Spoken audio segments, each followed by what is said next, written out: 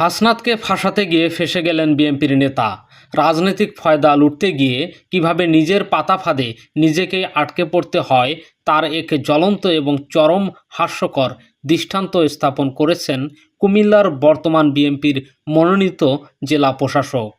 জুলাই গণঅভ্যুত্থানের দুই প্রভাবশালী সমন্বয়ক হাসনাত আবদুল্লাহ এবং আসিফ মাহমুদের বিরুদ্ধে ২৫ কোটি টাকার দুর্নীতির পাহাড়সম অভিযোগ এনে তিনি ভেবেছিলেন রাজনীতির মাঠে বড় কোনো চমক দেখাবেন, কিন্তু তিনি হয়তো কল্পনাও করতে পারেননি যে এই অভিযোগের বুমেরাং হয়ে তার দিকেই ফিরে আসবে। দুর্নীতির অভিযোগ তুলে যাকে তিনি ঘায়েল করতে চেয়েছিলেন সেই হাসনাত আবদুল্লার একটিমাত্র ফোন কলেই তাসের ঘরের মতো ভেঙে পড়েছে তার সমস্ত সাজানো মিথ্যাচার। ভয়ে ততষ্ট হয়ে খোদ জেলা প্রশাসক নিজেই স্বীকার করতে বাধ্য হয়েছেন হাসনাত কোনো দুর্নীতি করেনি। দর্শক, আজকের আয়োজনে আমরা বিশ্লেষণ করব এই পুরো নাটকের পেছনের আসল কাহিনী। কেন হঠাৎ করেই এই মিথ্যা অভিযোগ তোলা হলো, আর কেনই বা হাসনাতকে ১৫ কোটি টাকার দুর্নীতির মামলায় ফাঁসানো হলো। দর্শক, ঘটনার সূত্রপাত হয় কুমিল্লার একটি দলীয় রাজনৈতিক অনুষ্ঠানে। বর্তমান নির্বাচিত সরকারের অর্থাৎ তারেক রহমান সরকারের গুণগান গাইতে গিয়ে কুমিল্লার এই বিএনপির মনোনীত জেলা প্রশাসক চরম মাত্রায় অতিকথনের শিকার হন। তিনি প্রকাশ্য জনসভায় অত্যন্ত আত্মবিশ্বাসের সাথে মাইকে ঘোষণা করেন মুরাদনগরের যে আসিফ মাহমুদ ছিল ১৫ কোটি টাকা নিয়ে গেছে, সেটা আমাদের নিজস্ব রাজস্ব খাতের টাকা, আর হাসনাত আবদুল্লাহ নাকি নিয়ে গেছে ১০ কোটি টাকা। অর্থাৎ তিনি বলেছেন মুরাদনগর থেকে আসিফ মাহমুদ ১৫ কোটি টাকা নিয়ে গেছেন, যেটা তাদের নিজস্ব রাজস্ব টাকা, এবং হাসনাত আবদুল্লাহ নিয়ে গেছে ১০ কোটি টাকা। এখানে তিনি থেমে থাকেননি। তিনি অন্তর্বর্তীকালীন সরকার এবং বৈষম্য বিরোধী ছাত্র আন্দোলনের সমন্বয়কদের চরিত্র হরণের চরম চেষ্টা চালিয়েছেন। তিনি বলেছেন ওই সরকারের একটা চরিত্র ছিল, ওরা সমন্বয়কদের নামে লুটপাট করেছে বিভিন্ন জায়গায়, তারা হেন কোনো কাজ নেই যা করেনি। ওদের মধ্যে সমন্বয়ক নামে লুটপাট করেছে বিভিন্ন জায়গায়, তারা কোনো কাজ করেনি। বিশ্লেষকদের মতে এই বক্তব্যের পেছনের রহস্য অত্যন্ত সুগভীর। বর্তমান নির্বাচিত সরকারের প্রধানমন্ত্রী তারেক রহমানের বন্দনা করতে গিয়ে তিনি মূলত বোঝাতে চেয়েছেন যে অন্তর্বর্তীকালীন সরকার দেশের অর্থনীতিকে ধ্বংস করে দিয়ে গেছে, এবং এই ধ্বংসপ্রাপ্ত অর্থনীতিকে পুনরুদ্ধারের গুরু দায়িত্ব এখন তারেক রহমানের কাঁধে। নিজ দলের শীর্ষ নেতার নামে নিজের বিশ্বস্ততা প্রমাণ করতে এবং রাজনৈতিক নম্বর বাড়াতেই তিনি এমন সস্তা প্রোপাগান্ডার আশ্রয় নিয়েছিলেন। তিনি ভেবেছিলেন ক্ষমতার চেয়ারে বসে এমন একটি অভিযোগ ছুড়ে দিলেই সাধারণ মানুষ হয়তো সেটাই বিশ্বাস করে নেবে, কিন্তু তিনি ভুলে গিয়েছিলেন যে যাদের নিয়ে তিনি কথা বলছেন তারা গতানুগতিক কোনো দুর্নীতিবাজ রাজনীতিবিদ নন। জেলা প্রশাসকের ওই ঔদ্ধত্যপূর্ণ এবং ভিত্তিহীন বক্তব্যের ভিডিও মুহূর্তের মধ্যেই সারা দেশের সোশ্যাল মিডিয়াতে ভাইরাল হয়ে যায়। সাধারণ মানুষের মধ্যে তীব্র ক্ষোভের সৃষ্টি হয়, কারণ হাসনাত আবদুল্লাহ এবং আসিফ মাহমুদ দেশের মানুষের কাছে ক্লিন ইমেজ এবং পরিচ্ছন্ন ভাবমূর্তির প্রতীক। কিন্তু এই ঘটনার সবচেয়ে বড় এবং অভাবনীয় টুইস্টটি আসে তার ঠিক পরেই। হাসনাত আবদুল্লাহ চুপ করে ঘরে বসে থাকার পাত্র নন। তার রাজনৈতিক সাহস এবং স্বচ্ছতার কারণে তিনি সরাসরি ওই জেলা প্রশাসককে ফোন করে বসেন।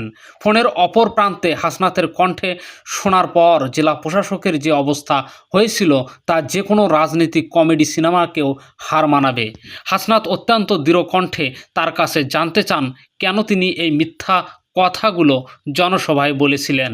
অর্থাৎ হাসনাত আবদুল্লার সেই ১৫ কোটি টাকার দুর্নীতি করার অভিযোগ টেলিফোনে সরাসরি চ্যালেঞ্জের মুখে প্রশাসক আক্ষরিক অর্থেই ভয়ে কেঁপে ওঠেন।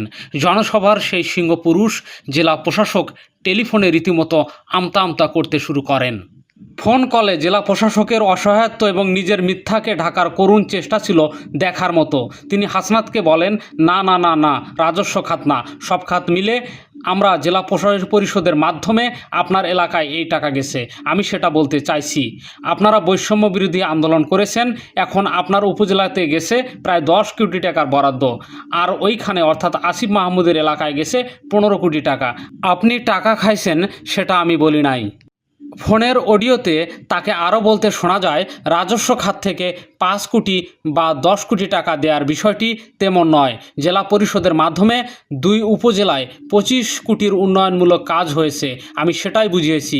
মিডিয়া হয়তো আমার কথা ভুলভালভাবে উপস্থাপন করেছে বা বুঝতে পারেনি, আমি আসলে ওটাই মিন করতে চেয়েছিলাম।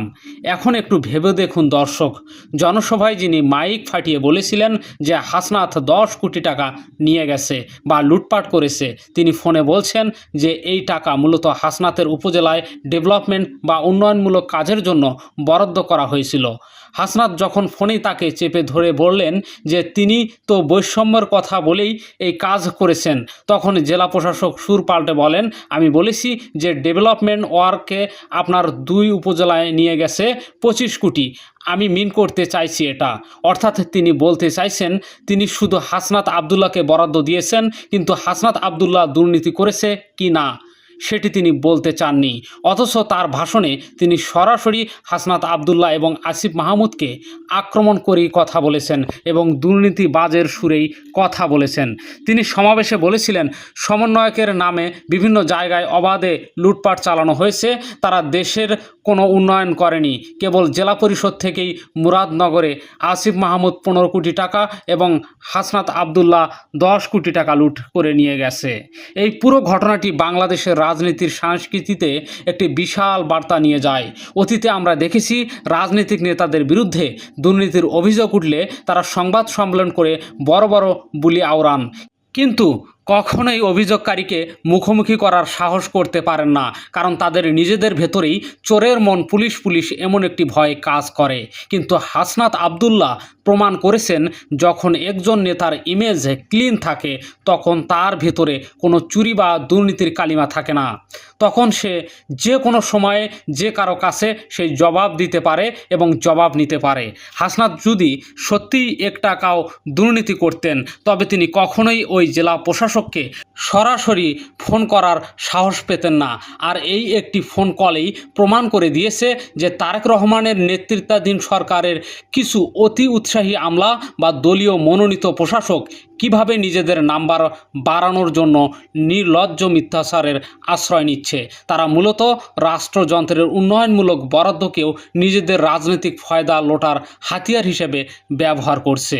25 কোটি টাকা কোনো ব্যক্তির পকেটে যায়নি, গেছে 2টি উপজেলার রাস্তাঘাট, স্কুল এবং অন্যান্য রাষ্ট্রীয় উন্নয়নমূলক কাজে।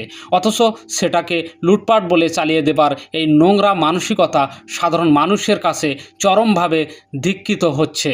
রাজনৈতিক পর্যবেক্ষকদের মতে এই ঘটনার পেছনে রয়েছে এক গভীর ঈর্ষা এবং রাজনৈতিক নিরাপত্তাহীনতা। বৈষম্য বিরোধী ছাত্র আন্দোলনের মধ্য দিয়ে উঠে আসা তরুণ নেতৃত্বকে পুরনো ধারার রাজনৈতিক দলগুলো নিজেদের জন্য বড় হুমকি হিসেবে মনে করছেন।